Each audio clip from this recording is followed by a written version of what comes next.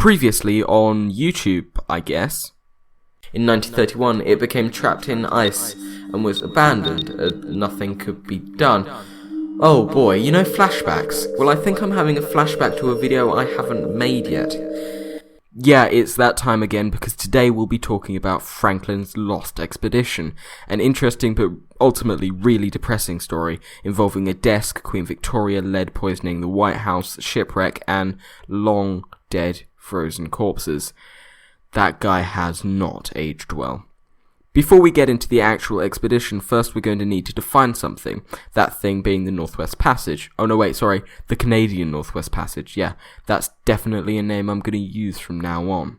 To cut a long story short, the Northwest Passage is a passage in the northwest of a map, nice try US, a correctly centered map, that connects the Atlantic to the Pacific above Canada.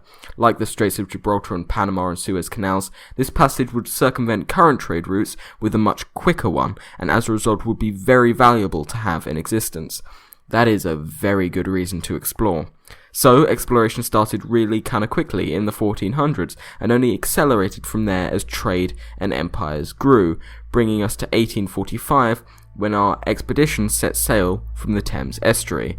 But who was the Franklin guy in the title?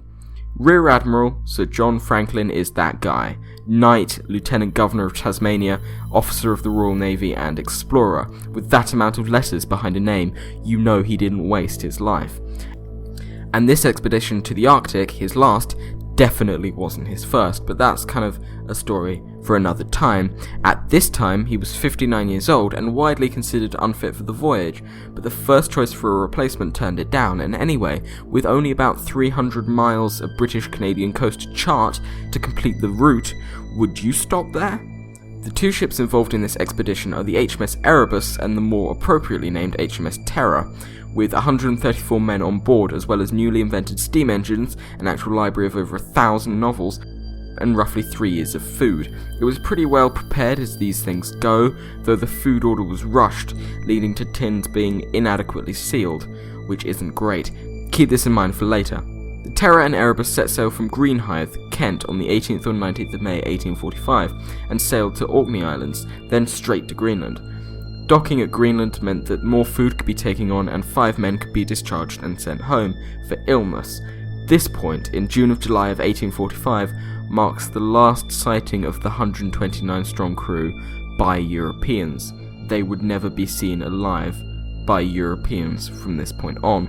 The local Inuit, however, is a different story. We'll get to that later. The expedition sailed west, north of Baffin Island and south of Devon Island, where winter set in and the sea froze solid. During the period where the fleet was stuck, 3 crew members died of TB, tuberculosis, and are buried near Beechey Island, bringing the numbers down to 126. It is also theorized that, while the TB actually killed them, the autopsy shows high lead content, so they had lead poisoning, which weakens them. Yeah, remember those badly sealed tins from earlier? Yeah, this all links together. This is the gravesite now, by the way. Yeah, it's really perfectly preserved. Extreme cold tends to do that to organic matter. Speaking of which... oh boy, that is not a face I ever want to see again. The ice broke up that spring and the ships headed 600 kilometers south during the brief summer before getting stuck in the ice again that September off King William Island. At this point they're only about 250 kilometers from where they should be charting, as that's the unexplored area.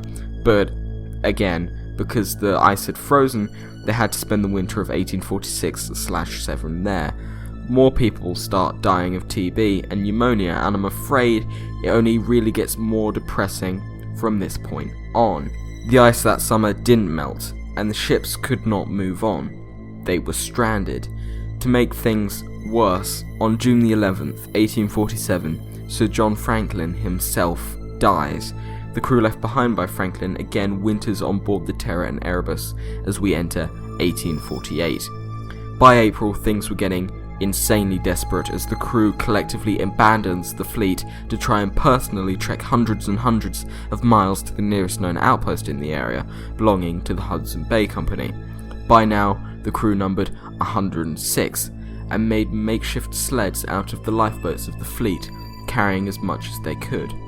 Okay, so far we've had a relatively solid narrative as to what's been happening here, thanks in a big part to Franklin himself who, like other Arctic explorers, wrote messages about their state on paper, placed in small stone cairns for anyone to see if they wanted. But now all survivors were concerned with was surviving and not necessarily writing down their location in an easily findable way in a regular basis. So that's a bit selfish, I guess. But this is why we're going to have to rely on archaeological evidence, later expeditions to the area, even oral history from Inuit tribes. One boat from the Terror and Erebus didn't make it far south. We can find it with the remains of 2 of the crewmen still inside. Any graves found were getting more and more makeshift as time went on, but there's also something more sinister here. On bones inside the graves were numerous scratching and chopping marks, usually indicating someone chopping up the body to try and separate meat for consumption.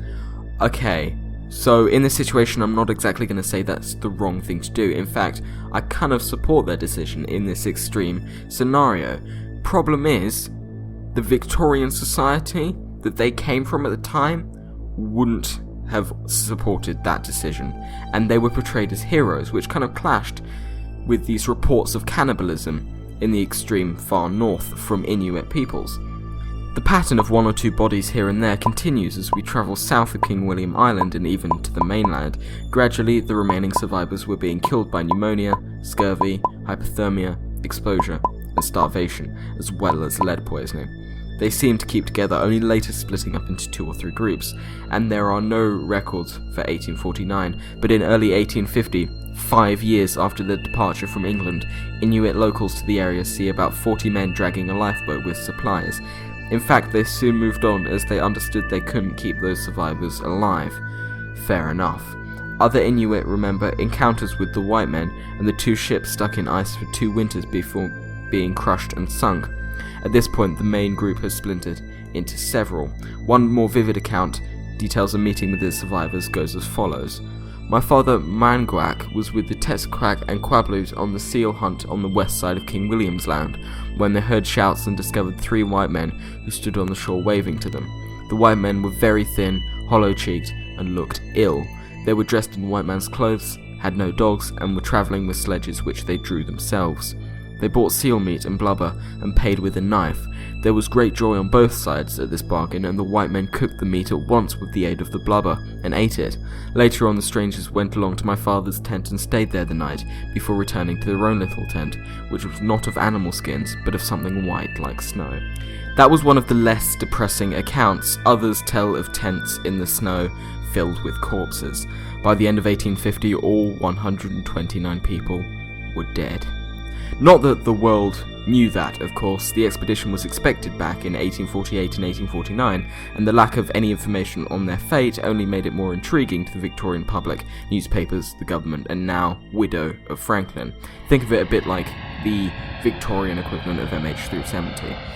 In the spring of 1848, the first search party of many followed the Canadian coastline further on past King William Island to an area that the expedition never even reached.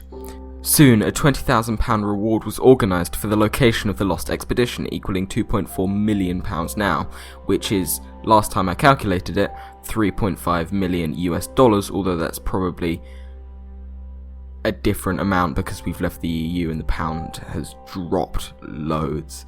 And in 1850, while survivors were clinging to life south of King William Island, an expedition of 13 ships arrived at Beechey Island, the place where all those graves are, and found many artifacts from the trip as well as the graves and stone cairns with Franklin's message.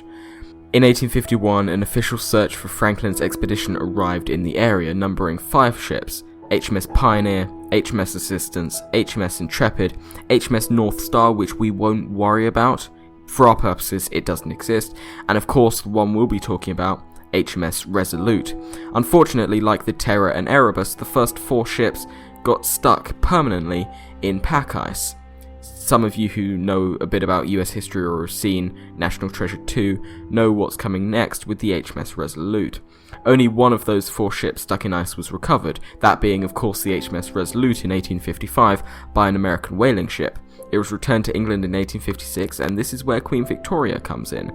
Her Majesty visited the recovered vessel on arrival, and the American whalers who legally owned it gave it back to her as a symbol of friendship between nations that less than a century earlier had been at war. In 1879, when HMS Resolute was decommissioned and scrapped, Queen Victoria ordered a desk to be made from the timbers.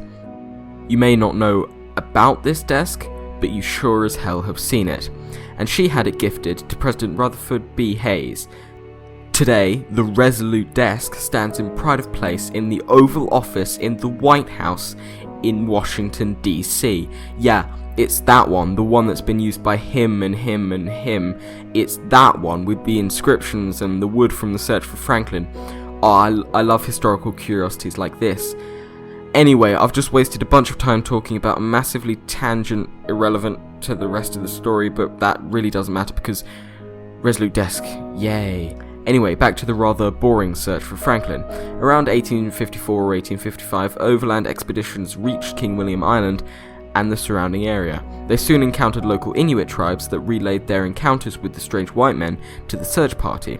As well as this, they found artifacts like silver cutlery and nautical equipment that showed someone had been there. However, once eager, the public and government tired of the search and wrote off all 129 crew deceased in service in 1854.